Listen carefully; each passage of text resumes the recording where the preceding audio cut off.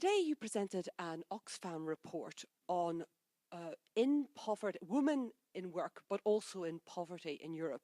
What were the main findings? Well, the findings is that we have a huge problem with in-work poverty of women.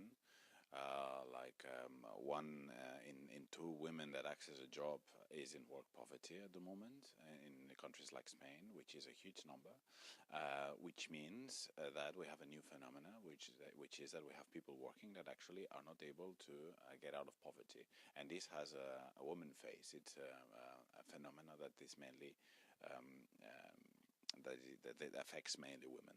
And that is why I think this is something that the European institutions need to address.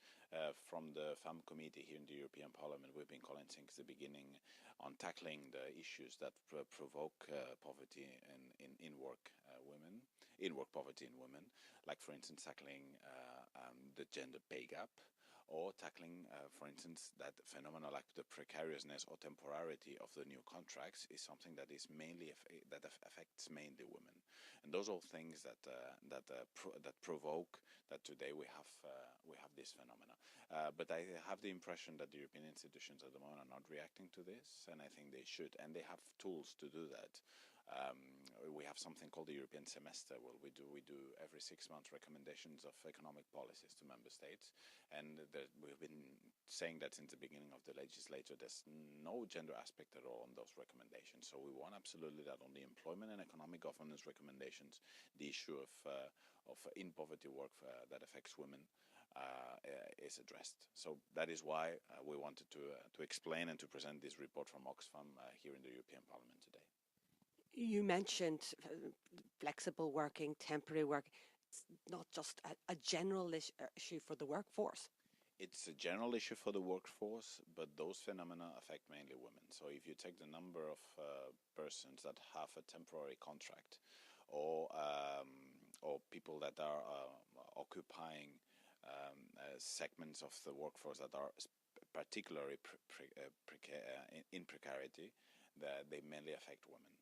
For instance, if we take one of the issues I've been following the most in my country, in Spain, where the touristic sector is very, very strong. If you take the workforce in the tourism sector, particularly in hotels, this is mainly women employed in that workforce, and here we find very important phenomena of precariousness and of very extremely low salaries. And that is why, of course, this phenomenon affects all the population, but particularly women. This is in the statistics. Yeah. In the European Parliament, women are, generally speaking, better represented than in most national parliaments.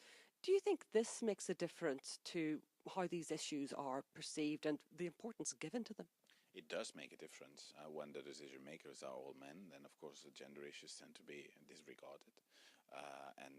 Of course, well, I'm a man working in gender equality, and I am all the time calling my colleagues to be more involved on that issue. But of course, we need more women in decision-making positions to address better those issues.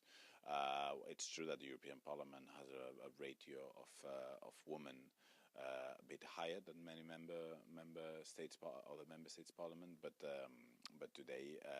still we are at 30%. So we have a long way ahead before full equality. But in general, yes, I mean it's linked. I mean there is a clear link. When there are more women represented in the decision-making positions, this affects also public policy.